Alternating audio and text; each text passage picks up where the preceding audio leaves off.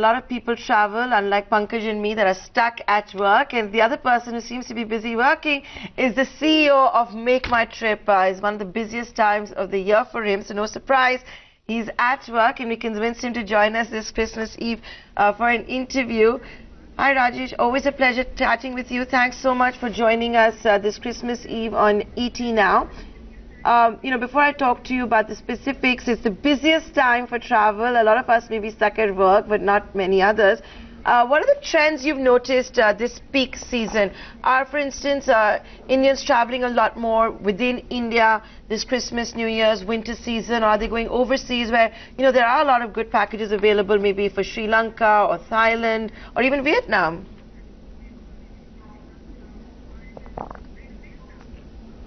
Yeah, hi. Thanks for having me, Nayantara. And I know you are at work and I'm at work as well. While a lot of the other people are actually traveling, but happy to make people travel for sure. Talking about the trends, we've actually had a great season so far. We've already seen about 25–30% people traveling more than last year, and there's a kind of a mix of the growing trend in terms of travel within India as well as abroad. But I have to say that it's actually an increasing trend of people going abroad. A lot of the people who want to probably, just head out to just a 5-hour, 6-hour kind of a flying distance, Southeast Asia destinations. A lot of the people are traveling to Thailand, Singapore, Malaysia, Indonesia. We had an unfortunate incident yesterday in Indonesia. About the tsunami, but that's like one part of Indonesia is fairly spread out. Bali is the most popular destination in Indonesia, and a lot of people are traveling there, and things are actually absolutely on the ground fine there as well. And besides that, there are other destinations like Dubai is also a very popular destination around the New Year, even otherwise.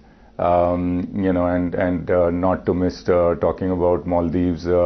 And Mauritius, etc. as well. So there has been a trend of traveling to beach destinations, quite a few, and a lot of the people want to just spend New Year holiday spending on the beach. Better weather. We are definitely better than Delhi, perhaps comparable to Bangalore, and maybe comparable to Bombay as well. So that's what we've seen. Even Indian destinations, a lot of people are traveling. Goa continues to be evergreen, but people do at this, around this time go to Rajasthan. Udaipur and Jaisalmer are very important destinations for people to travel around this time. People also go to hills, for snow. And that's like Manali and Shimla, which are like the normal destination that people travel. But overall, lot of travel happening. Can you just tell us that, as you said, that overseas travel still continues to be famous and growing, despite the rupee depreciation, despite ticket prices going up quite substantially in the last few weeks or so, does that still continue to be, it still continues to be an area where people are interested rather than, with cost going up, people slightly backing off and going to slightly cheaper destinations?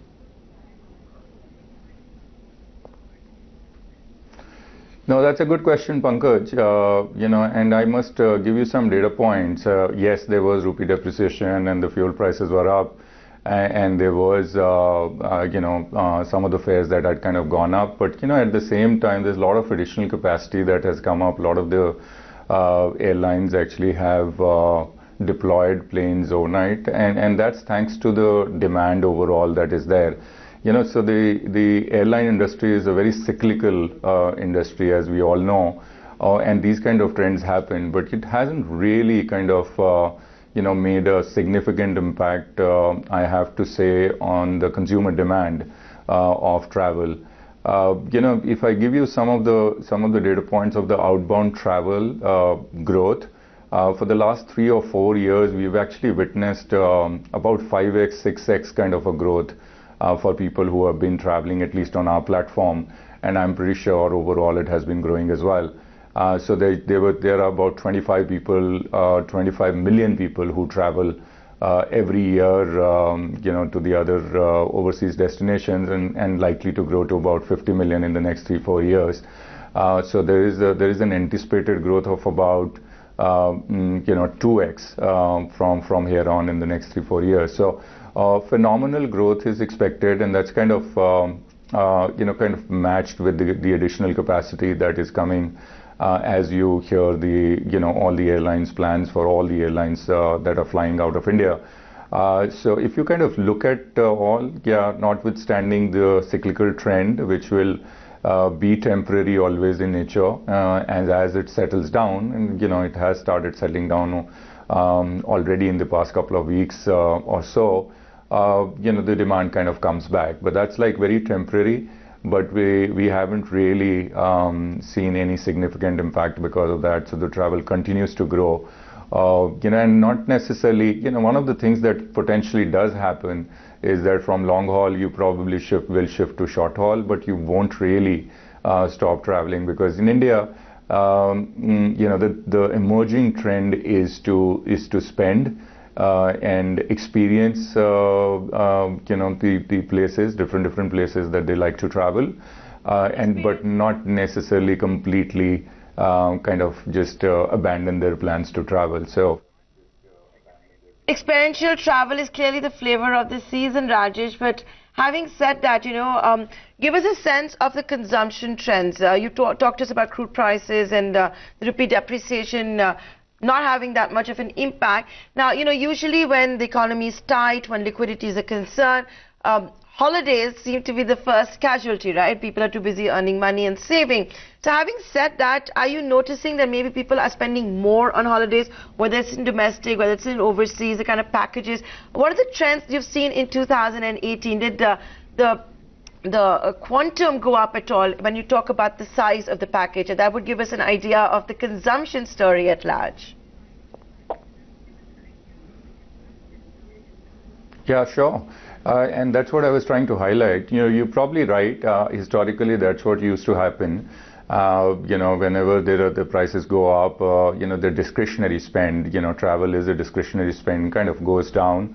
And that has been the historical trend. But in the past, I would say about 3-4 years, this trend has actually changed significantly, where a lot of people are actually now trying to, less save but more spend, and more spend, like I said, not only necessarily only experience the experience traveling various destinations, but also on entertainment and stuff. So in general, I think the thought process is kind of changing at a broader level. But specifically when to talk about the packages trend, like I said earlier, I don't think we have seen, at least on our platform, so we've seen a growth of about, like I said, about 30% year on year. This at a very high base, because it's already a high season, and we do a lot of volumes during this part of the year.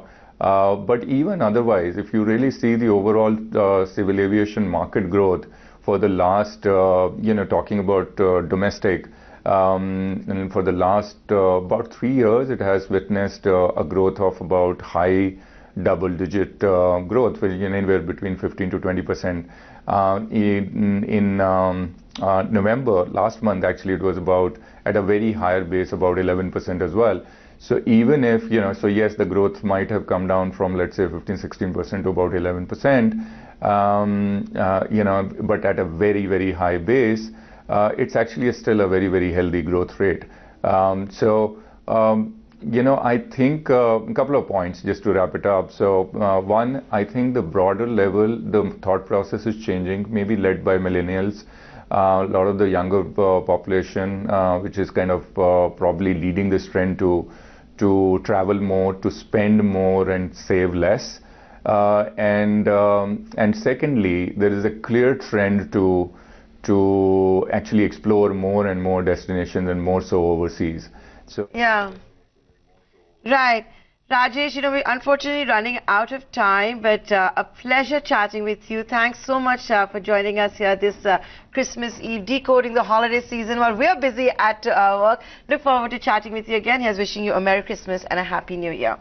folks, with that, we have to take a break. We haven't taken one in just a while, but